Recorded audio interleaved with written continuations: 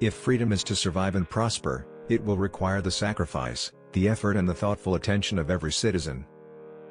The stories of past courage can teach, they can offer hope, they can provide inspiration. But they cannot supply courage itself. For this each man must look into his own soul. For in a democracy, every citizen, regardless of his interest in politics, hold office, every one of us is in a position of responsibility, and, in the final analysis, the kind of government we get depends upon how we fulfill those responsibilities. We, the people, are the boss, and we will get the kind of political leadership, be it good or bad, that we demand and deserve. A man does what he must, in spite of personal consequences, in spite of obstacles and dangers and pressures, and that is the basis of all human morality. Let us not emphasize all on which we differ but all we have in common.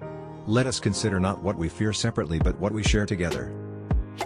Let every nation know, whether it wishes us well or ill, that we shall pay any price, bear any burden, meet any hardship, support any friend, oppose any foe to assure the survival and the success of liberty.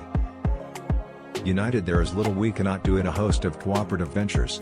Divided there is little we can do, for we dare not meet a powerful challenge at odds and split asunder. If a free society cannot help the many who are poor, it cannot save the few who are rich. I think the American people expect more from us than cries of indignation and attack. The times are too grave, the challenge too urgent, and the stakes too high, to permit the customary passions of political debate. We are not here to curse the darkness, but to light the candle that can guide us through that darkness to a safe and sane future. So let us begin anew, remembering on both sides that civility is not a sign of weakness, and sincerity is always subject to proof. Let us never negotiate out of fear, but let us never fear to negotiate. That is the question of the new frontier. That is the choice our nation must make, a choice that lies not merely between two men or two parties, but between the public interest and private comfort, between national greatness and national decline, between the fresh air of progress and the stale, dagged atmosphere of normalcy, between determined dedication and creeping mediocrity. All mankind waits upon our decision. A whole world looks to see what we will do. We cannot fail their trust, we cannot fail to try. Let both sides seek to invoke the wonders of science instead of its terrors.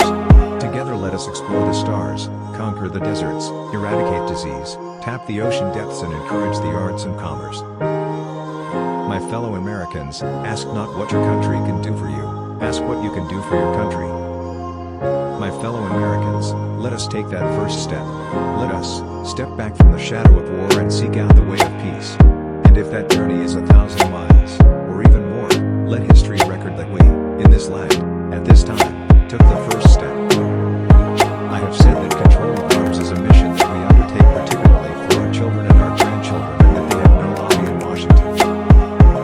If more politicians knew poetry, and more poets knew politics, I am convinced the world would be a little better place in which to live. Change is the law of life, and those who look only to the past or the present are certain to miss the future. Children are the world's most valuable resource and its best hope for the future. For one true measure of a nation is its success in fulfilling the promise of a better life for each of its members. Let this be the measure of our nation.